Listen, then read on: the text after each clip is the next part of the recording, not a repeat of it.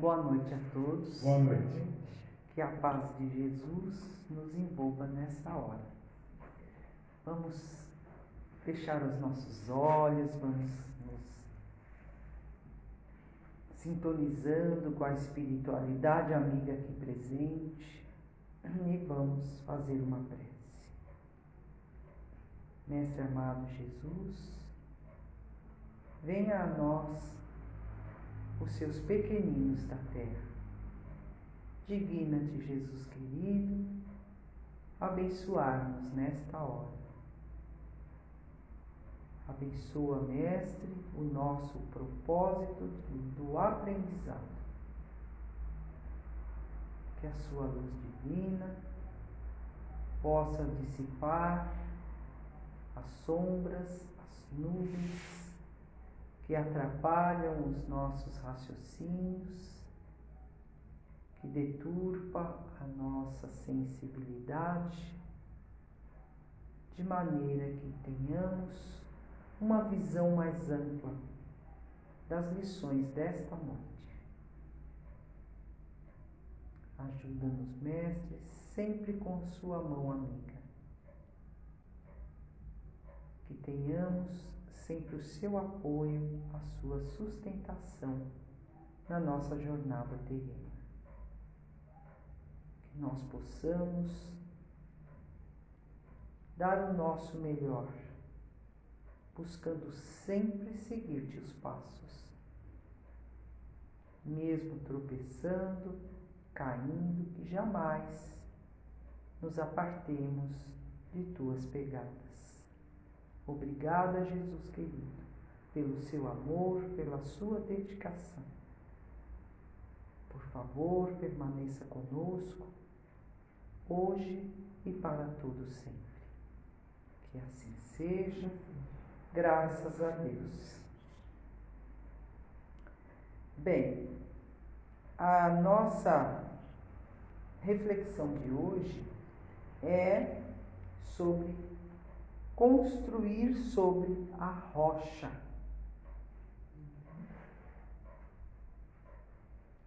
Amélia Rodrigues, no seu livro Primícias do Reino, psicografado por Divaldo Franco, ela nos diz o seguinte sobre o Sermão da Montanha.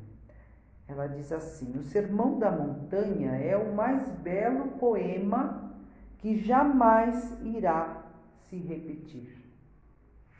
Ele ficará assinalado por todos os tempos. Ele é o alfa e o ômega da doutrina de Jesus. E de fato, né? Então Jesus, após passar todo esse belo poema, como disse Amélia Rodrigues, do Sermão do Monte, né? Depois de passar todo aquele ensinamento, ele conclui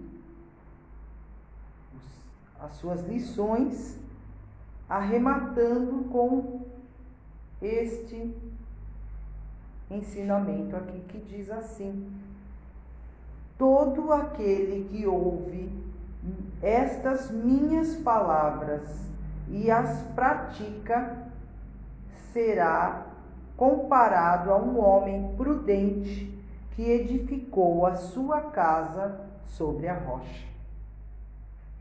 Veio a chuva, transbordaram os rios, sopraram os ventos e combateram aquela casa. E ela não caiu, porque estava fundada sobre a rocha. E todo aquele que ouve estas minhas palavras, mas não as observa, se assemelha a um homem insensato, que construiu sua casa na areia.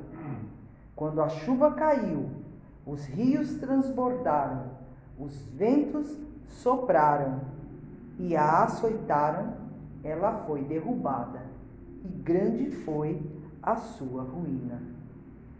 Isso está em Mateus, no capítulo 7, do versículo 24 ao 27. Então, Jesus arremata toda aquela riqueza de ensinamento que está no Sermão da Montanha com este aqui. Já dando aí o alerta para que nós guardemos o ensinamento dele e pratiquemos. Não é? Olha só. Que a gente pratique. Jesus diz, minhas palavras. Não é? É o ensinamento dele, não é de outro. É dele. Porque ele tinha autoridade moral para nos ensinar.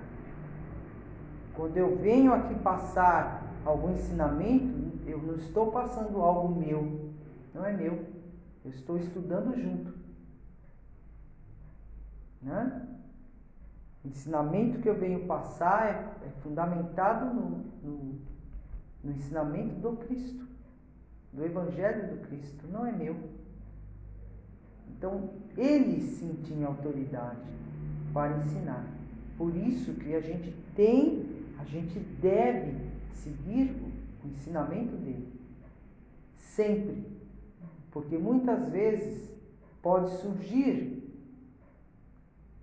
divergências, não é?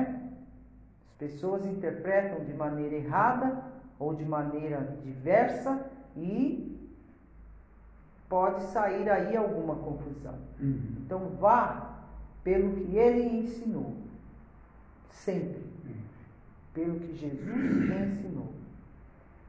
Bem, ele falava aqui no Sermão da Montanha, ele falava para quem? Para uma multidão, não é mesmo? Era uma multidão que ouvia Jesus, mas o que se percebia era que nem todos que estavam ali estavam assimilando aqueles ensinamentos, não é fato? Todos estavam ouvindo, sim, estavam, com exceção de algum deficiente auditivo, mas ali todos estavam ouvindo. Porém, dentre esses muitos, uma boa parte não estava entendendo bem as lições. A outra parte que estava entendendo, com o tempo não buscou praticar. Então, o que a gente percebe é que é uma pequena minoria que ouviu, entendeu e passou a praticar o que aprendeu naquele sermão maravilhoso da montanha, não é? Porque muita gente só dá atenção àquilo que lhe interessa, não é assim? Que nós falamos de jogar pérolas aos porcos, né? Aquela historinha do galo que achou a pérola e falou, para mim não me interessa a pérola, eu preferia um grão de milho, que ele queria algo para ele comer. Algo que me interessava era o quê? Algo que lhe servisse de comida, né? A pérola era uma joia, mas para ele não importava. E assim é com muita gente que tem os seus interesses mundanos e não quer saber das coisas divinas e põe de lado. Pode ser uma joia, e de fato é. A palavra divina é uma joia preciosa que não tem como dar um valor. Falar, não tem preço. A palavra divina não tem preço. Porém, tem gente que não se interessa, quer saber das coisas mundanas. Isso aí põe de lado. Fica em segundo plano, né? Bem, o que precisa-se é guardar os ensinamentos do Cristo e praticar. Como disse São Francisco de Assis, viver o Evangelho sempre. É fácil? Não. Não é fácil. Principalmente porque a gente vive num mundo que seduz. O mundo de César grita sempre que os interesses mundanos, nosso dia a dia corrido, em busca de ganho material, de aquisições materiais, está sempre gritando alto e a gente corre atrás disso tudo, não é? E acaba, então, sem querer, muitas vezes, a gente vai deixando de lado as coisas divinas, a gente vai deixando de lado a nossa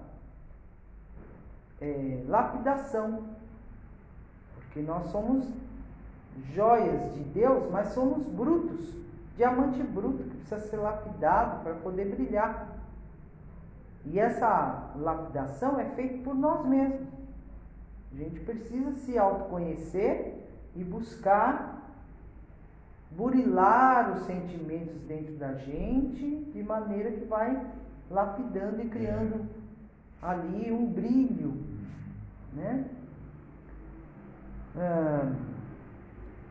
Então, há muita diferença em você aprender algo na teoria e você praticar aquilo que você aprendeu. Não é verdade? Tem muita diferença.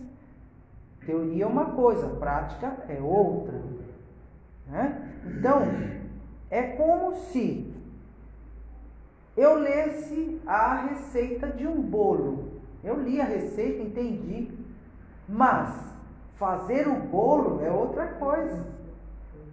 A prática é você fazer o bolo. Não é verdade? Então, muitas vezes a criatura tem o conhecimento, ela assimilou bem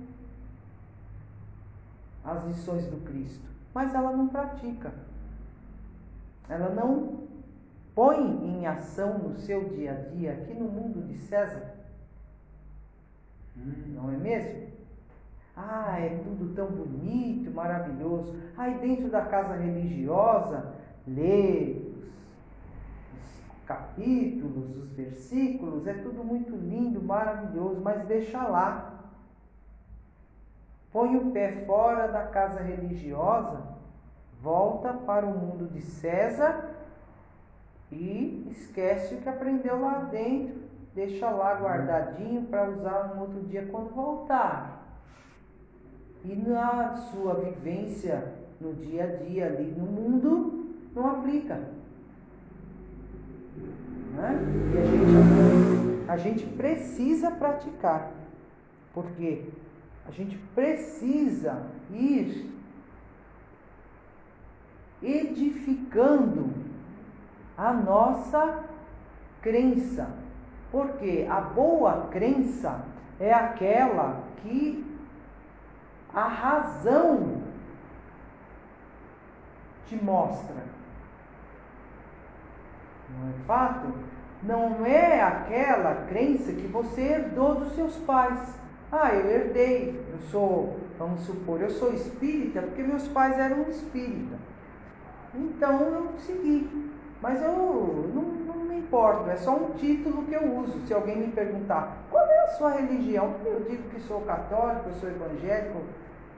Importa, não é? É uma herança, você herdou aquilo ali. Mas o fato é que a fé, a sua crença, ela é construída pela sua razão. Você escuta os ensinamentos do Cristo, você raciocina, você entende, não é? E aí você passa a acreditar em algo e você sabe por que acredita. Não é cego. Não. Uma crença cega, ela é edificada sobre a areia. Você acredita mais ou menos, né? Acredita desacreditando. Não sabe o porquê das coisas, né? Ou então vai atrás de seguir ao pé da letra. E o evangelho, ele é subjetivo, é preciso você interpretar. Não é ao pé da letra, não é? Então, o que acontece? A fé, a crença raciocinada, ela leva a uma fé inquebrantável. Você acredita, você crê e sabe por que crê. É raciocinada. Você entende. Não é nada automático. Então ela se torna inquebrantável. E você pratica o que você aprende. Porque você vivencia aquilo. Não é algo bonito para se pôr numa estante e deixar lá. Você vive aquilo. Quando a gente de fato acredita, a gente tem que vivenciar aquilo. É no dia a dia. Não é fato? Porque quando vêm as aflições, as dificuldades, as perdas, as dores, porque elas vêm. Na verdade, elas vêm sobre nós. Por quê? Porque nós somos espíritos imperfeitos e estamos reencarnados num mundo de expiação e provas. Não é fato? De maneira que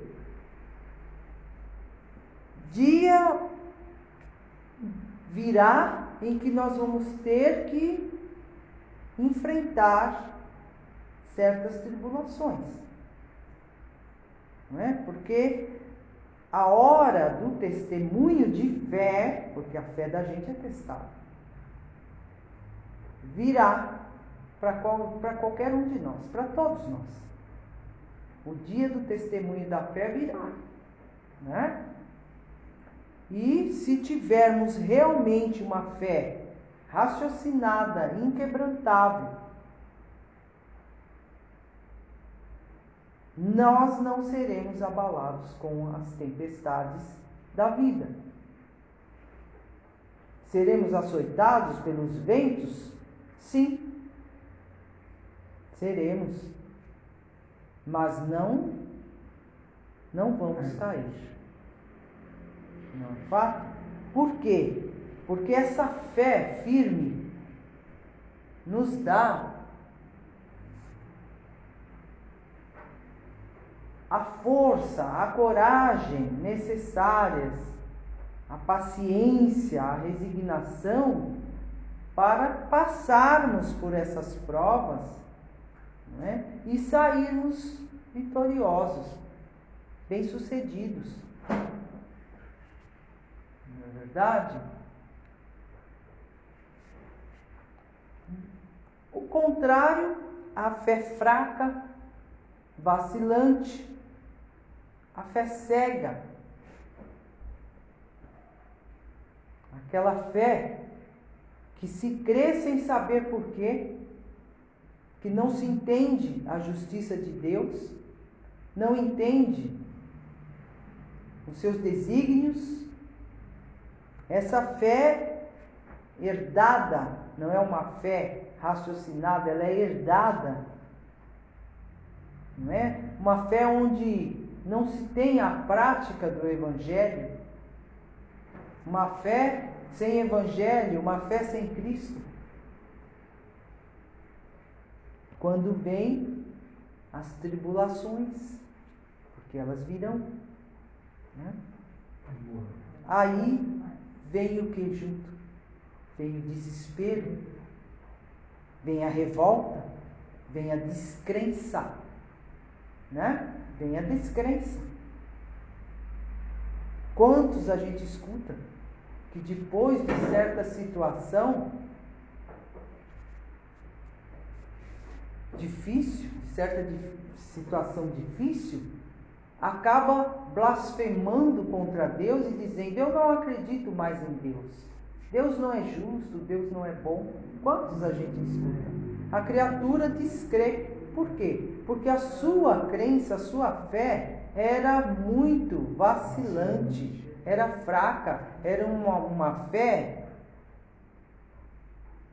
sem estrutura. Não é mesmo?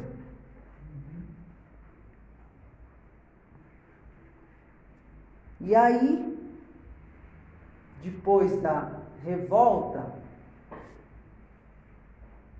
da descrença, o que acontece? a casa cai. A casa cai. No livro Parábolas e Ensinamentos de Jesus, Caibar Schukel nos diz o seguinte: quem quer construir um bom edifício de duração e que possa, pela sua solidez, resistir às intempéries, procura, primeiramente, um bom terreno. Depois, cava os alicerces e faz uma base de cimento e pedra, para que esses alicerces suportem o peso da casa. E aí sim, só depois é que ele vai erguer as paredes e construir o edifício. Logo que se acha o terreno, tem algumas criaturas que logo que acham o terreno, já tomam posse dele e começam a construir.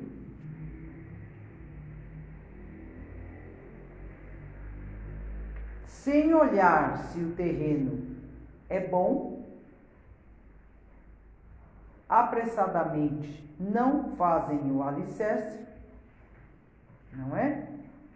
De maneira que a construção se torna até perigosa.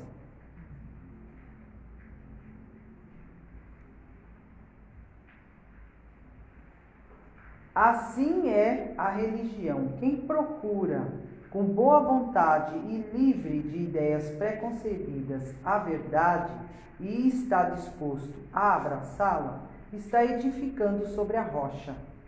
Quem se submete a qualquer doutrina sem raciocinar, sem consciência do que faz, edifica sem base e em terreno movediço.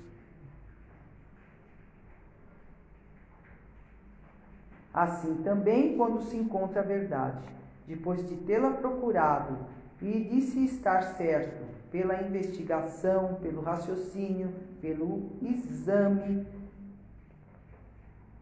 que é de fato a verdadeira, urge tratar da construção da crença, começar do alicerce, e este há de ser forçosamente o mesmo posto por Jesus, a revelação divina. Como disse ele aos seus discípulos em Mateus capítulo 16. Sobre esta pedra edificarei a minha igreja. E assim, com o material vindo do céu e com o trabalho e esforço que empregamos, vamos pouco a pouco construindo o edifício da crença, que tanto mais sólido e mais belo será, quanto maior for a dedicação que nós tivermos para ver terminada esta obra grandiosa, que será nosso eterno abrigo. Olha só, nosso eterno abrigo, a nossa crença, a nossa fé. Nós somos espíritos aprendizes, que estamos o quê? Em regeneração. Estamos aqui na Terra, não é? Nos instruindo, nos reeducando. De modo que momento virá em que nós teremos que ser avaliados, não é? E se estivermos em débito com a lei divina, chegará a hora do quê? Da quitação da dívida, né?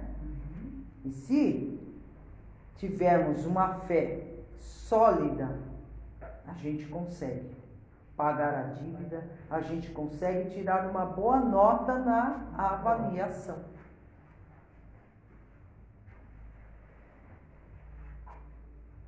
Sendo assim, as tempestades da vida virão, né? Mas que tenhamos a nossa fé firme e inquebrantável, de maneira a suportar as tempestades sem sermos abalados. Então, que a gente busque fortalecer sempre a nossa fé, estudando, não é verdade? Estudando, buscando a boa leitura, a boa música e principalmente buscando praticar os ensinamentos do Cristo. Jesus é o nosso modelo e guia. Modelo por quê? Porque ele é o exemplo de conduta a ser seguido. E ele é o nosso guia. Guia por quê? Porque ele já percorreu todos os caminhos que nós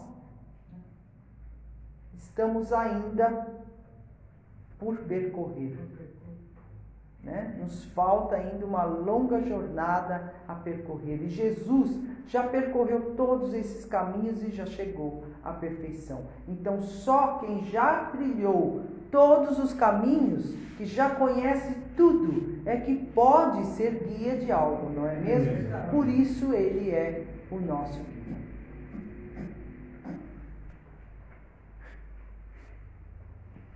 Bem, para nós fecharmos essa nossa reflexão, eu vou ler uma mensagem de Emmanuel. Ela diz assim: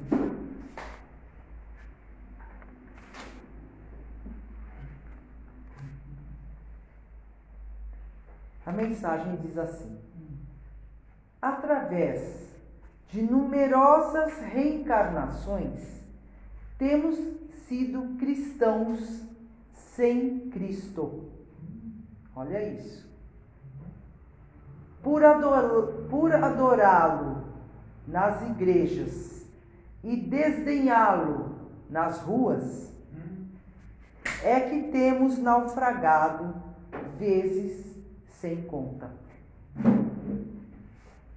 Agora que o Consolador nos revela por mentor claro e direto da alma, ensinando-nos a responsabilidade de viver, é imperioso saibamos dignificá-lo na própria consciência, acima de quaisquer demonstrações exteriores, procurando refleti-lo em nós. Então, que a gente possa refletir sobre tudo isso que foi falado aqui, buscando sempre edificar a nossa crença sobre a rocha. Porque as tempestades da vida virão, mas se tivermos a fé edificada sobre a rocha, nós não seremos abalados. Muita paz a todos. Assim seja.